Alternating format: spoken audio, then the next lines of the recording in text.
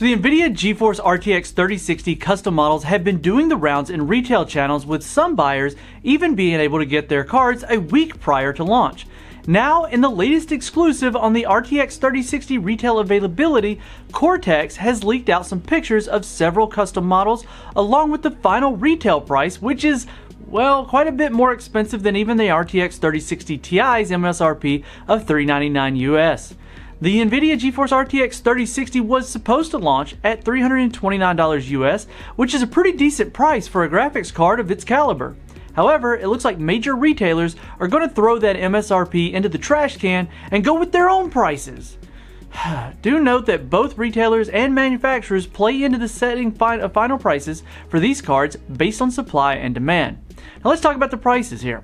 The cheapest NVIDIA GeForce RTX 3060 custom model that was spotted was the MSI GeForce RTX 3060 Ventus 2X, which features a dual fan design. This model has a price tag of $484.99 US. Now this is followed by the ASUS GeForce RTX 3060 Tough Gaming, which costs $489.99 here in the US, and the ASUS GeForce RTX 3060 ROG Strix and ZOTAC GeForce RTX 3060 Gaming, both of which are priced at $499.99.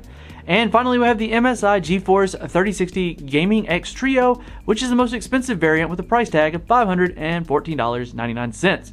Now, considering the prices are in USD, this is most likely a major US retailer, though the name is not disclosed. It should also be pointed out here that there should be plenty of stock for the GeForce RTX 3060 custom models as seen in these pictures, so availability should not be that much of an issue like it was on the case for the higher end offerings. Now, considering that the GeForce RTX 3060 relies on the GA106 GPU, which is a more mainstream offering, it should be easier to produce than the GA104 and GA102 GPUs.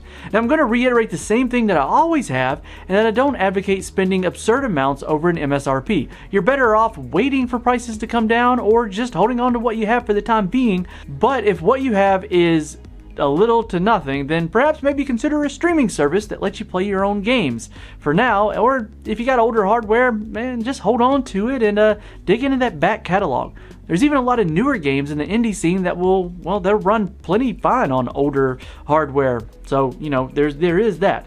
But another thing to keep in mind here is, and I'm going to use where I live for an example, is we do have a retailer here that sells computer hardware, and they've always carried an extreme markup, even when there was no problem with inventory. I mean, you would see a Ryzen 5 1600 for $300. So could be that the pictures that we're seeing are coming from one of those kind of retailers that are always gonna mark it up like crazy no matter what. Let us hear your thoughts down below, and for more on this and other news, follow the link in the description and make sure you're subscribed and hit the notification bell so that we don't miss you in the next one.